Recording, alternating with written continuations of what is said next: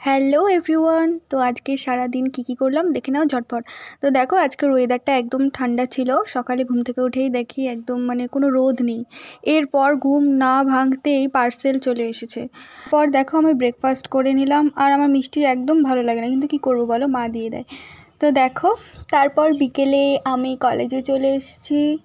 কলেজে এত তাড়াতাড়ি চলে এসেছি যে কেউই আসেনি, আমি ফার্স্ট। তো বসে বসে বোর হচ্ছিলাম, ভাবছি কিছু ভিডিও বানিয়ে নেওয়া যাক। আগে বাড়ির সামনে কলেজ ছিল, সেখানে আমি যেতাম না।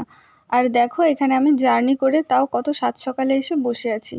এটাই প্রুফ করে যে যখন সুযোগ সুবিধা পাওয়া যায় সেটাকে আমরা ইগনোর করি।